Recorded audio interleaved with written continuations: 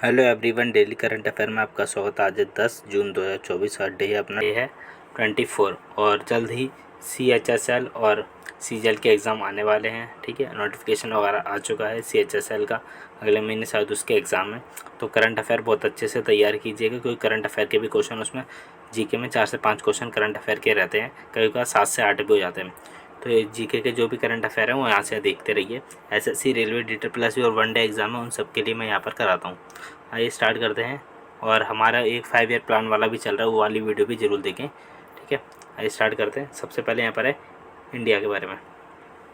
ये रहा, यहाँ से ये लेते हैं, ये रहा।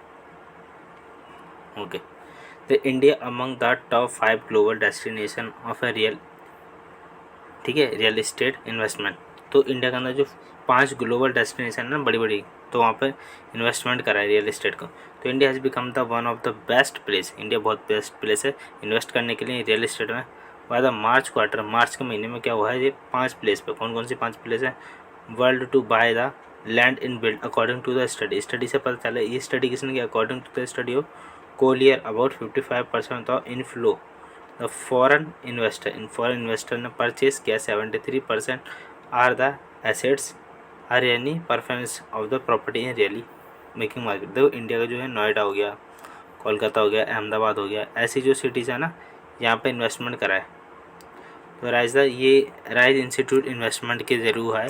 ठीक है, और ये कहाँ, कैम्ब्रिज वगैरह में, लायोस, एटला कैपिटल बता रखे इसके बारे में। तो ये हुआ है इस बार इन्वेस्टमेंट इंडिया के अंदर हुआ है लगभग 5 ग्लोबल जगह पर। आगे देखते हैं। Renowned Indian conservationist AJT Johnsingh dies at the 78। जो आपको दिख रहे हैं इनका नाम है AJT जॉन सिंह। ठीक है, ये वो इंडियन वाइल्ड लाइफ साइंटिस्ट हैं, इन्वायरमेंटलिस्ट हैं। इनका नाम है असीर जवर थॉमस जॉन सिंह। ये बेंगलोर के थे। ठीक है, बेंगलोर में इनकी मृत्यु है, 7 जून को इनकी मृत्यु है। 78 ईयर के थे ये।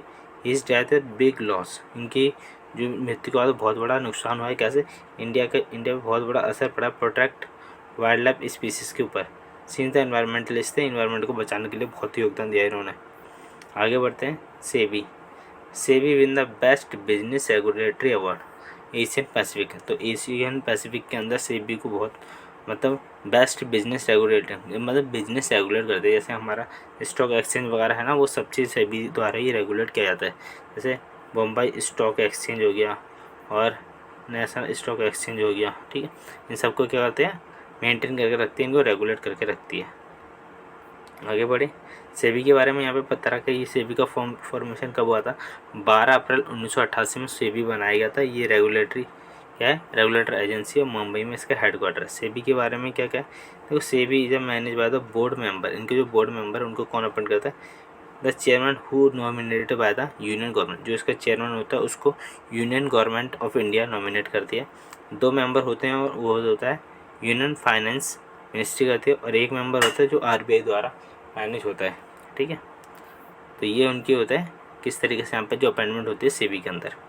आगे बढ़े। India's foreign exchange reserve hit record. India का जो हमारा फॉरेन एक्सचेंज है, जिसमें हम चीज़ों को खरीदते हैं बाहर से, पेट्रोल वगैरह और भी चीज़ें खरीदी जाती हैं, वो डॉलर में ही किया जाता है फॉरेन एक्सचेंज।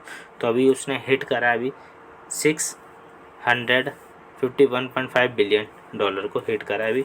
तो इंडिया के अंदर बहुत अच्छी बात है ये, फॉरेन एक्सचेंज ज़्यादा होना चाहिए हमारे पास, ताकि हम बाहर से चीज़ों को आसानी से खरीद सकें। गोल्ड, डायमंड वगैरह, ठीक है, ये सारी चीज़ें खरीदते हैं हम, और पेट्रोल वगैरह भी खरीदते हैं। ये सारी चीज़ें, सारा बिजनेस हमारा किसके अंदर होता है? ये सारा बिजनेस होता है हमारा डॉलर के अंदर। तो जितना ज़्यादा डॉलर होगा तो हमें बाहर से परचेसिंग करना उतनी ही ज़्यादा ईजी रहेगा। आइए आगे बढ़ते हैं। देखो इन्वेस्टमेंट के बारे में मैंने कई सारी चीज़ें दिखा रखी हैं यहाँ पे। फॉरेन पोर्टफोलियो इन्वेस्टमेंट, पोर्टफोलियो में था India receive the net 4.6 billion portfolio receive कर रहा है 2023 और 24 का। But is the things have change the first few, 24 और 25 के टाइम की बात कर रखी है। ठीक है, उसमें लॉसेस आ रहे हैं। तो पोर्टफोलियो, फॉरेन जो पोर्टफोलियो होते हैं वो, और FDI फॉरेन डायरेक्ट इन्वेस्टमेंट करते थे किसी कंपनी में। पोर्टफोलियो वाले होते हैं जैसे कि आज मैंने किसी कंपनी के अंदर पैसा लगा, तुरंत निकाल भी सकते हैं। फिक्स फॉरेन डायरेक्ट इन्वेस्टमेंट, तो डायरेक्ट इन्वेस्टमेंट होता है, इसके अंदर ऐसा नहीं होता, इसमें कुछ टाइम पीरियड होता है इसमें। ठीक है, और एक्सटर्नल कमर्शियल बोरोइंग, तो बाहर से किसी से कमर्शियली बोरोइंग कर लिया, पैसा कुछ उधार ले लिया, उसको बोलते हैं एक्सटर्नल कमर्शियल बोरोइंग। ठीक है, FDI के बारे में बता दें, FPI हो गया हमारा और ECW हो गया, ये तीनों चीज़ें हो गई हैं। आगे बढ़े हम, तो वर्ल्ड ओशन डे ये कब मनाया जाता है? वर्ल्ड ओशन डे मनाता है 8 जून के दिन, ठीक है। इसकी जो थीम है catalysing action for our ocean climate, ये इसकी थीम है। आगे बढ़े तो एवरी ईयर, जो हर साल का मनाता है 8 जून को वर्ल्ड ब्रेन ट्यूमर डे मनाया जाता है हर साल 8 जून के दिन, ग्लोबली मनाया जाता है। इन्हेंस करते हैं उनको, अवेयरनेस करते हैं लोगों को, ब्रेन ट्यूमर होता है उनके लिए।